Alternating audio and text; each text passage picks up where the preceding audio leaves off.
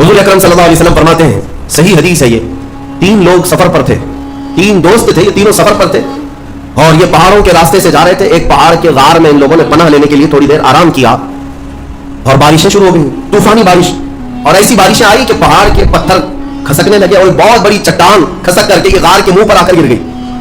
गार बंद और ये अंदर 3 बैठे हुए, हाथ के हिलाने से तो पत्थर जाने वाला नहीं, एक बड़ी चट्टान गिर करके बंद हो चुकी, उनकी कब्र वहीं बनने वाली। 3 लोग हिला करके क्या हटा सकते थे? अब तीनों लोगों ने क्या किया? मेरे आका सल्लल्लाहु अलैहि वसल्लम फरमाते हैं, तीनों रोने लगे कि अब हमारी मौत यहीं पर होने वाली है, खत्म है। लेकिन इससे पहले चलो अल्लाह की बारगाह में अपनी जिंदगी की कोई ऐसी चीज हो जो तुमने खालिस उसके लिए किया था, उस नेकी को वसीला बना करके दुआ करते, देखते पत्थर हटता है क्या। तो तीनों ने अपनी अपनी जिंदगी की एक एक चीजें शुमार करना शुरू किया। तवज्जो जाता हूं, पहले एक बंदा सजदे में गिरता है और अर्ज करता है, मौला तू जानता है मेरी एक बूढ़ी माँ थी, माँ की खिदमत बहुत किया करता था, माँ की बहुत ताजीम करता था।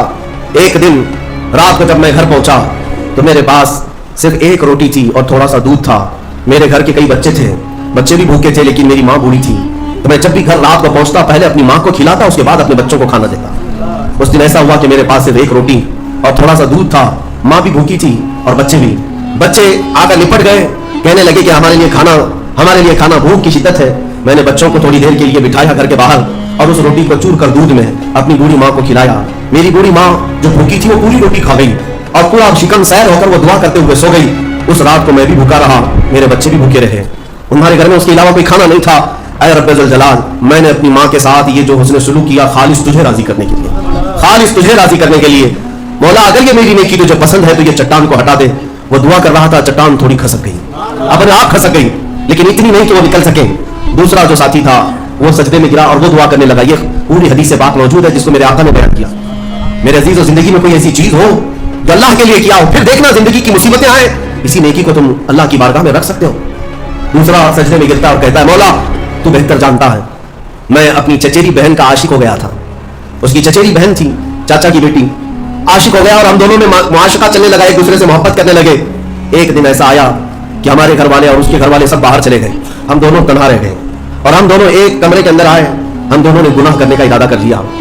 शादी तो नहीं हुई थी, निकाह भी नहीं हुआ था, दोनों खड़े हुए गुनाह करने का इरादा ही था कि हम दोनों को अचानक ख्याल आया, मेरा रब देख रहा है। हम कपड़े उतारे उसके सामने जो हमारे दिलों के हालात भी जानता है। तो वो मेरी चचेरी बहन वो भी रोने लगी, मैं भी रोने लगा और हम एक दूसरे को हाथ नहीं लगाए। मौला उस जिना से और उस बदकारी से अगर मैं बचा था तो मेरे रिश्तेदारों से डर कर नहीं, खालिस तेरी रजा की कि मौला करीम के इस सल्तनत को मैं अपने गुनाहों से पामाल नहीं करूंगा। तो जब ये वो कहने लगा और अर्ज किया, मौला अगर मैं वो रात गुनाह से बचाऊं, तेरी बारगाह में मेरा वो बचना पसंद है, तो इस चट्टान को तू हटा दे। हदीस पाक में चट्टान और खसक गई। तीसरा शख्स था, वो सजदे में गिरा और कहने लगा, ऐ रब्बे ज़ुल जलाल, तू बेहतर जानता है, मैं एक जमीन और जायदाद का मालिक था, मेरे पास कई मजदूर काम किया करते थे और एक मर्तबा ऐसा हुआ कि मैं महीना खत्म होते ही सारे मजदूरों को उनकी तनख्वाह दे दिया करता। एक मजदूर ऐसा है जो अपनी तनख्वाह लिए बगैर चला गया, एक मजदूर तनख्वाह लिए बगैर चला गया और उसकी तनख्वाह मैंने संभाल कर रखी और उसे एक बकरी खरीद लिया। मियां लोग तो किसी की सैलरी हो दबा करके खा जाएंगे, और यह हदीस पाक में जिसके लिए कहा जा रहा है वो बंदा कहता है मैं उसकी पूरी तनख्वाह से एक बकरी खरीद लिया, बकरी को पालने लगा। वो मजदूर आया नहीं, वो मजदूर चला गया, महीनों चला गया। बकरी को मैं पालता रहा, बकरी ने बच्चे दी, बच्चों के बच्चे हुए, बच्चों के बच्चे हुए। ऐ रब्बे ज़ुल जलाल, तूने इतनी बरकत दी कि उस एक बकरी से एक पूरा मैदान, कई हजार बकरियां भर गई, कई हजार बकरियां कई सालों के अंदर। वो उन बकरियों में न किसी को बेचता था न किसी को ज़बह करता था, सब बकरियां रखा।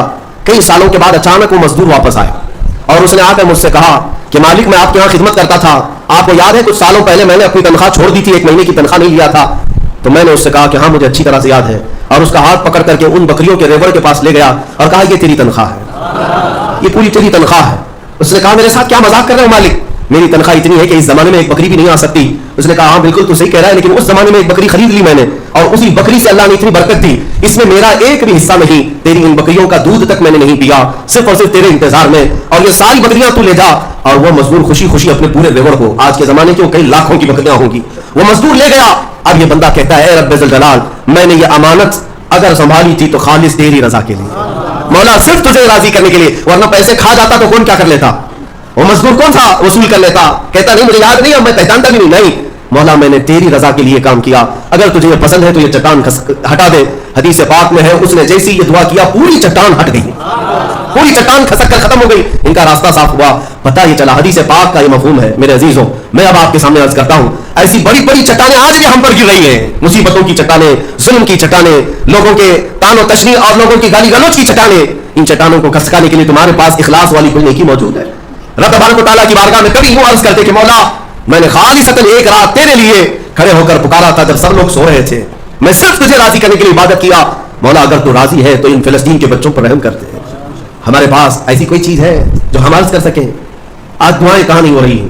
دعائیں سب جگہ ہو رہی ہیں, اجتماعی دعائیں ہو رہی ہیں, ہر خطبے میں, ہر نماز میں, ہر جگہ دعائیں ہوتی ہیں. لیکن میرے عزیزوں, شاید وہ اخلاص سے خالی ہو گئے ہیں. ایک بات یاد رکھنا, حرام لقمے پیٹ میں پڑے ہو, حرام کمائی گھر میں پڑی ہو, تو حدیث پاک میں اس کی کوئی دعا آسمان تک نہیں جاتی.